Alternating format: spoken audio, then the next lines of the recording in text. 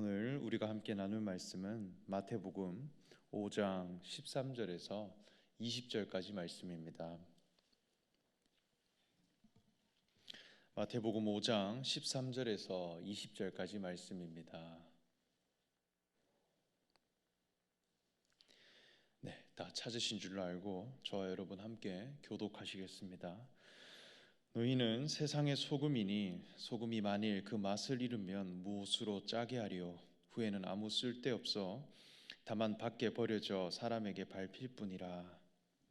세상의 빛이라 산 위에 동네가 숨겨지지 못할 것이요 사람이 등불을 켜서 말 아래에 두지 아니하고 등경 위에 두나니 이러므로 집안 모든 사람에게 비치느니라. 비치게 하여 그들로 너희 착한 행실을 보고 하늘에 계신 너희 아버지께 영광을 돌리게 하라. 내가 율법이나 선지자를 폐하러 온 줄로 생각하지 말라. 폐하러 온 것이 아니요 완전하게 하려 함이라.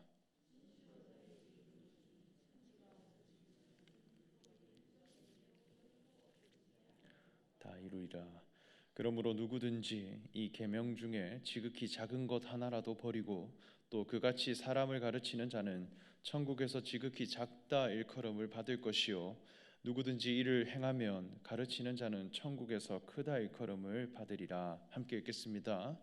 내가 너희에게 이르노니 너희 의가 서기관과 바리새인보다 더 낫지 못하며 결코 천국에 들어가지 못하리라. 아멘. 여러분 반갑습니다. 사랑하는 일산 중심교회 성도 여러분, 오늘도 기도의 자리로 나오셔서 하나님의 뜻을 구해야 하시는 여러분들에게 하나님 나라의 영광이 가득하시기를 소망합니다. 우리 마태복음 5장의 말씀을 계속 읽어가고 있습니다.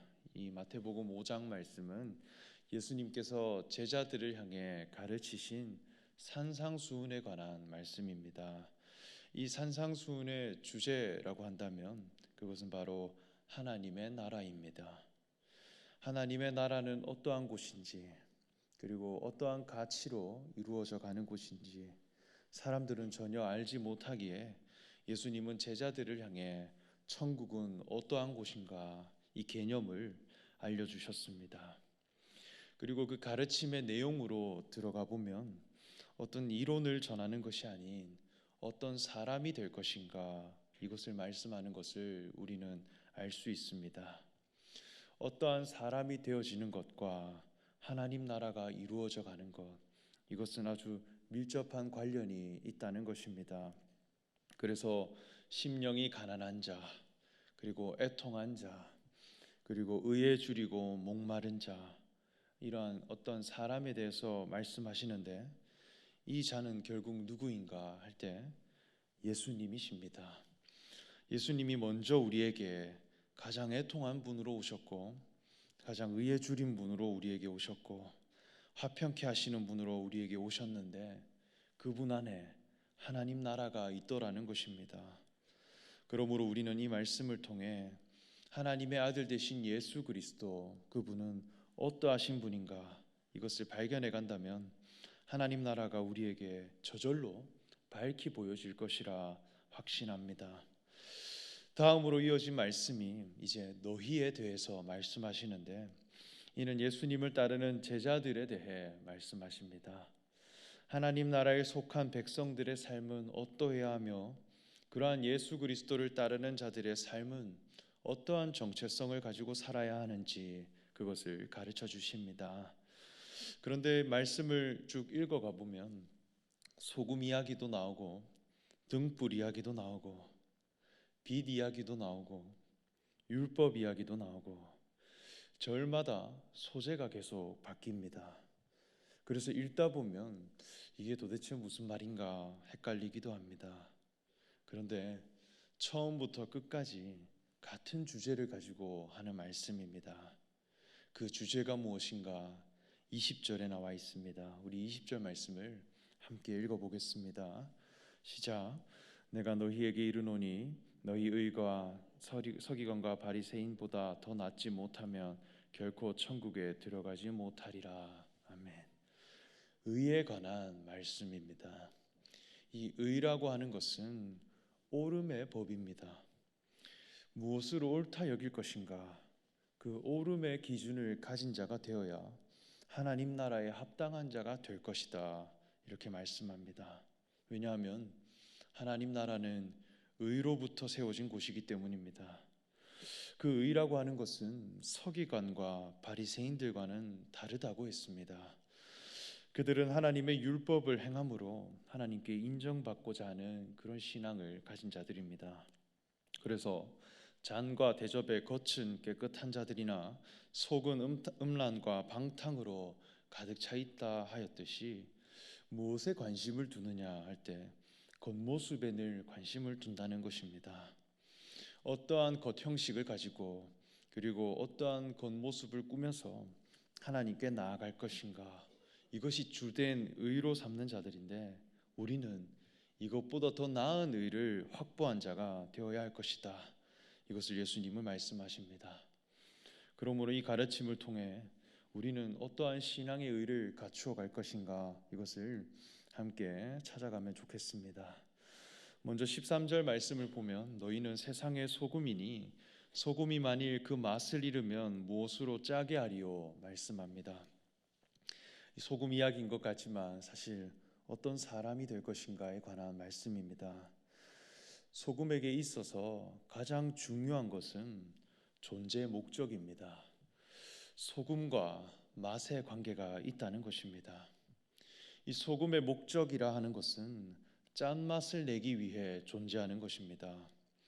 사실 이 맛이라고 하는 것은 사람의 눈에 보이지는 않습니다. 그런데 그 소금 안에 내용으로 가득 차 들어있다는 것입니다. 사람에게 있어서 생명이 있듯이 소금에게 있어서 이 짠맛은 존재하는 이유이며 곧 정체성입니다. 그렇게 이 짠맛을 잃어버린 소금이라 함은 존재 목적을 잃어버린 것이기에 밖에 버려져 사람들에게 밟힐 뿐이라 말씀합니다. 그렇게 이 소금에게 있어서 맛은 존재하는 목적이며 정체성이며 생명입니다. 하나님 나라의 백성들은 이렇게 소금의 짠맛처럼 존재 목적을 회복한 사람들의 나라입니다. 내 자신의 겉모습을 화려하게 꾸미고 겉사람을 위해 살아가는 사람이 아니라 맛을 위해 사는 사람들이 있다는 것입니다. 하나님이 나를 지으실 때 매겨놓은 그 정체성, 그것을 위해 살고 그것에 관심을 두는 그런 사람들이 있더라는 것이죠. 그러면 이 소금에게 있어서 짠맛을 내려고 하면 어떻게 해야 할까요? 짠맛이 드러나려고 하면 형체가 완전히 녹아야 합니다. 소금에게 있어서 형식이 있고 내용이 있습니다. 이 소금 덩어리를 관찰해 보면 정육면체를 이루고 있고 그리고 흰색을 띠고 있습니다. 소금의 종류마다 그 크기나 색깔이 조금씩 다르긴 하지만 어쨌든 정육면체라는 그 사각형 모양을 가지고 있습니다. 그런데 이 모양 자체가 중요한 것인가? 그것은 아닙니다. 짠맛을 내려고 하면 이 형식이 다 무너져야 합니다. 녹아서 사라져야 합니다. 겉모습이 녹을수록 짠맛이 드러납니다. 그러니까 이 맛을 낸다라고 하는 것은 속 안에 있는 내용이 드러난다는 것인데 이 내용이 드러날 수 있다면 주저하지 않고 겉형식을 내어놓을 수 있고 죽는 자리로 간다는 것입니다. 그러나 이것이 아까워서 그저 형식 자체를 지키려고 한다면 짠맛은 드러날 수 없기에 존재할 필요가 없다는 것입니다. 우리 인생도 마찬가지입니다. 우리도 이 몸이라고 하는 형식을 가지고 살아갑니다. 이 육체는 언젠가는 사그라들지만 하나님은 이 육체 가운데 아주 귀한 그리스도라는 생명을 우리에게 주셨습니다.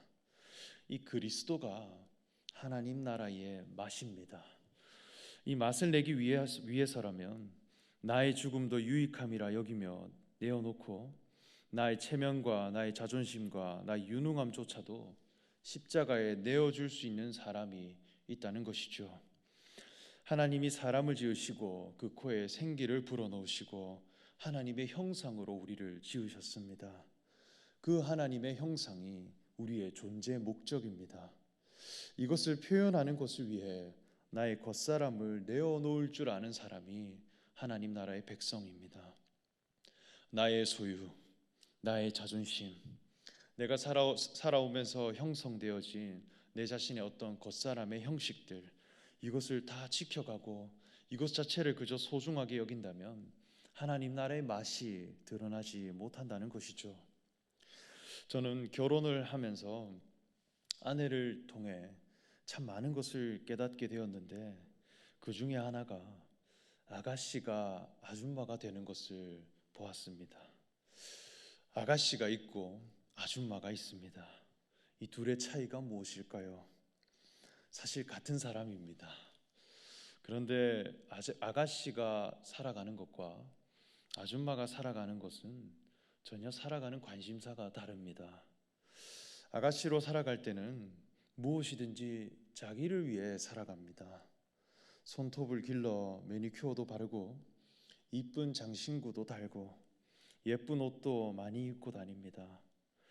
자신을 꾸미고 자신이 돋보이는 것이 가장 중요한 가치입니다.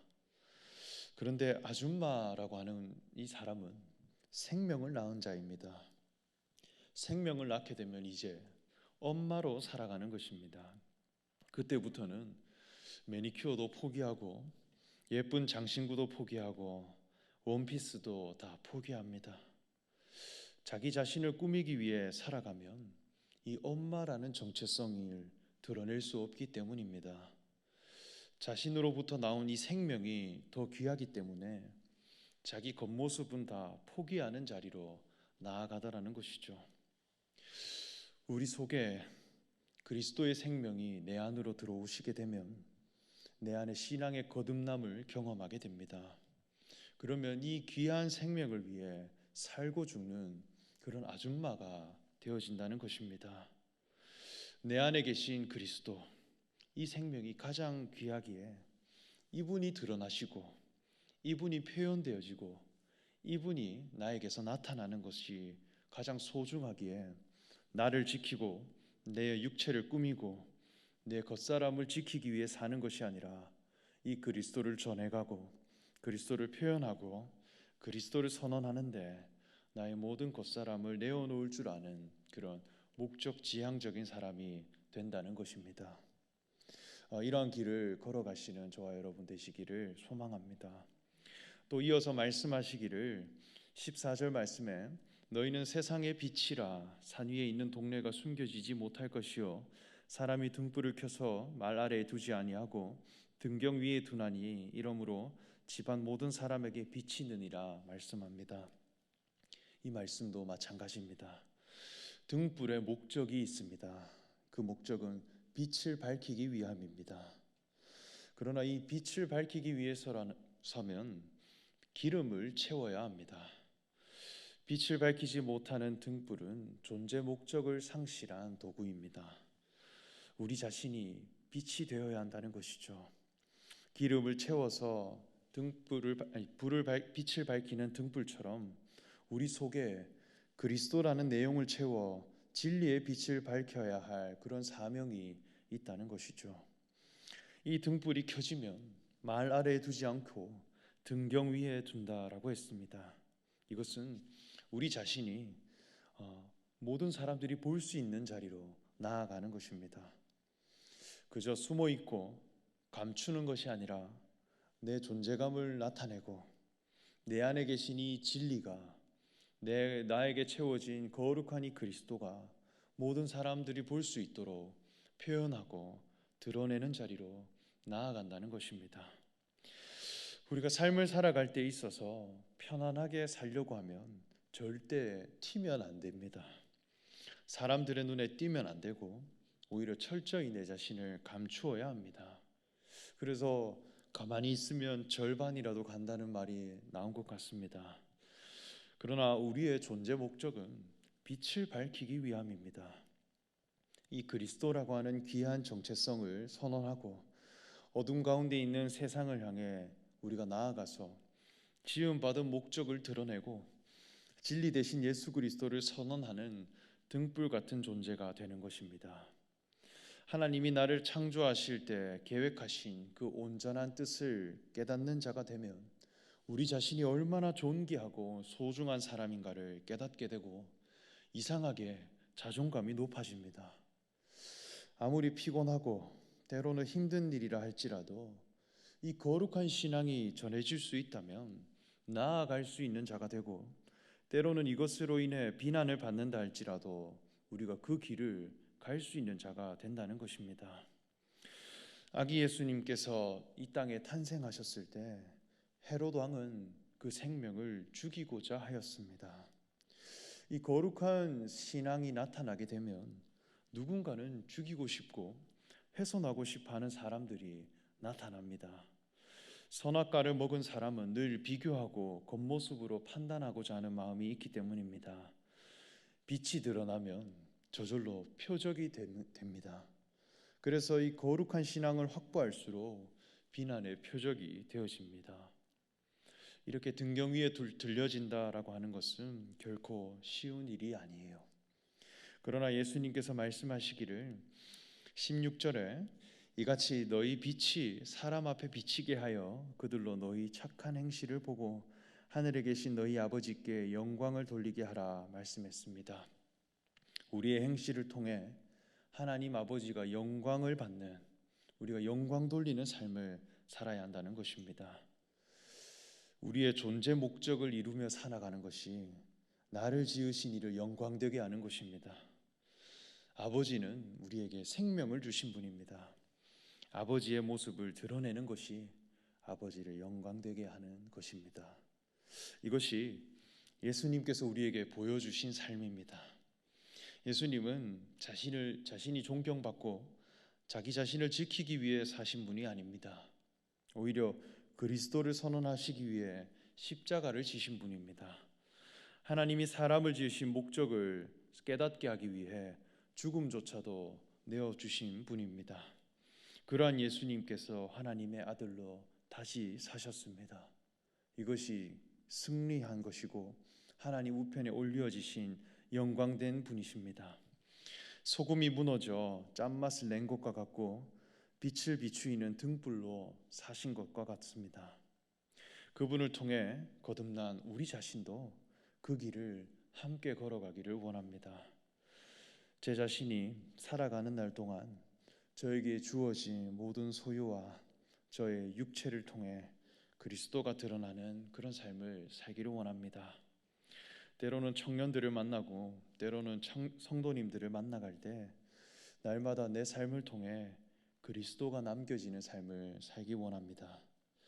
우리 주변의 한 지체 한 지체들을 돌아보고 그 한 사람 한 사람 앞에 우리 자신이 소금과 같이 나의 겉사람을 내어주고 그리스도를 남겨가는 그 삶의 도전을 저와 여러분 함께 해가는 그런 오늘이 되기를 간절히 소망합니다.